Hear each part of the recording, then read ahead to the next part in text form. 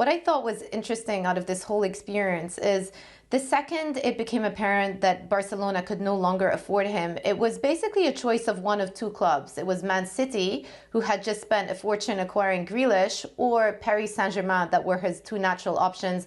In the end, he went to Paris Saint-Germain. Does that not tell you, that experience itself tell you that we have probably reached peak pay when it comes to these substantial pay brackets that some of these football superstars are commanding, and that it just simply is not sustainable anymore unless you are a very rich club backed by a very rich owner?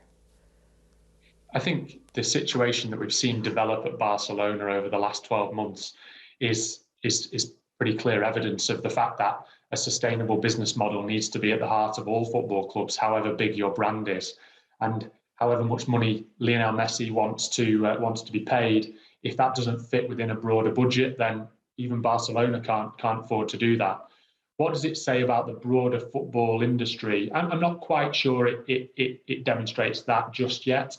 I think somebody like Lionel Messi still has huge value. And if you look at the deal that PSG have done without paying a transfer fee, that is going to present unrivaled commercial opportunities really for that club, and the opportunity to attract a new fan base. I was talking to somebody yesterday just in Paris who said that the queue was round the block for Messi shirts. Now, that isn't necessarily going to financially recoup Messi's wages in the short term, so in the next year or two, but does the acquisition of Lionel Messi position the brand of Paris Saint-Germain on a better playing field than it was before? You would have to argue yes, and that's why that decision has probably been made.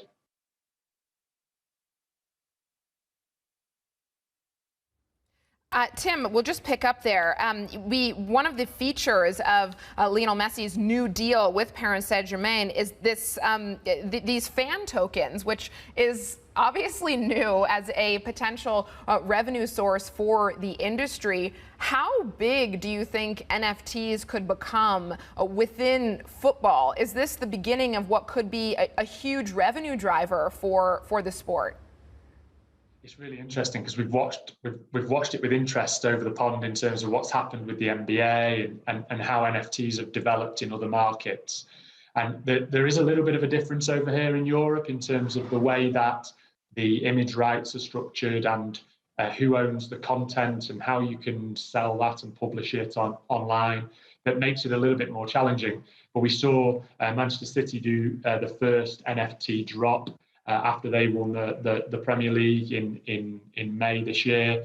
And I'm told that was a relatively successful venture. So I think it's something that clubs will look to do. Whether they are able to generate the same level of revenue that we've seen through the NBA examples, I think that probably remains to be seen. But there is every chance that NFTs will become part of a recurring process now for European clubs. And what else in terms of diversifying revenue streams should we be looking out for in terms of efforts from these clubs?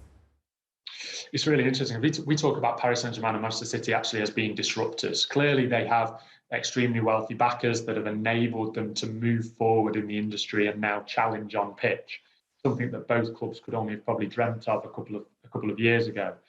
If you look at what PSG have done around their merchandising, been really innovative, the Air Jordan collaboration, but they've also taken slots at Paris Fashion Week, for example. And if you look at the way to elevate a brand and the way to move it forward, then it's about thinking outside the box and also engaging with fans and new fans in a very, very different way.